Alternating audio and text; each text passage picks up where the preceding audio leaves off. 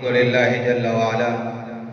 والصلاة والسلام على خاتم الأنبياء وعلى آله وأصحابه شموس الفضل وأعلام الهدى أما بعد فأعوذ بالله من الشيطان الرجيم بسم الله الرحمن الرحيم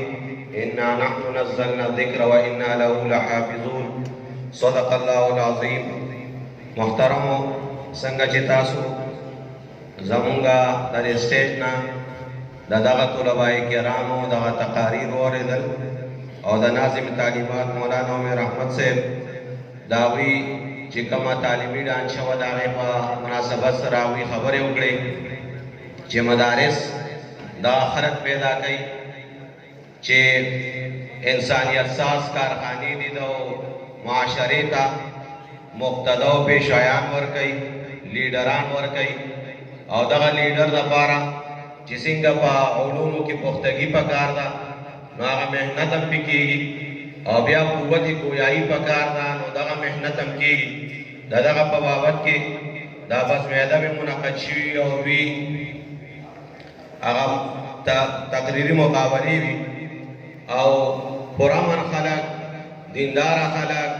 معاشرې ته چې کوم دی پیش کېږي او معاشره چې کوم داغ په دوی باندې لګوي د هغې په خپل زبان حال سره دوی جواب ورکوي چې د وطن غنه غنه ستایم نو باغي پسیم، په دې چمن باندې شیدایم نو باغي پسیم او د وطن هر زلمي ته زه مستقبل لټوم، بچي بچي ته په دعایم نو باغي پسیم او ما که ذهنونه منور کړل خو طالب یم زه، ما که ذهنونه منور کړل خو عالم یم زه، زه علامت که د رڼا یم نو باغي پسه یم او ما دې وطن کې همیشه د زیان سودا کړې ده،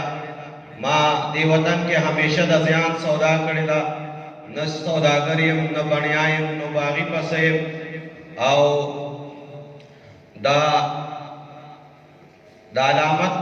که د رڼا یم نو باغي پسه یم او دا څه الزام دی چې زه ویر د مدارسو کوم،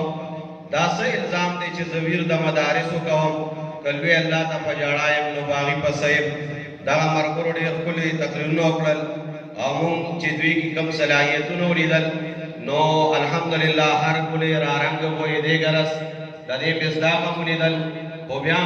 به هر حال د خپل ذهن مطابق په دې کې موږ د اول دویم دریم هغه انتخاب کړی دی، هغه زه ستاسو د وړاندې بیانوم. الحمدلله ټولو ملګرو په ښکلې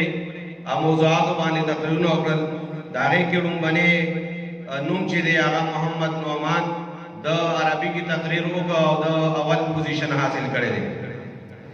دویم نمبر سلمان نواز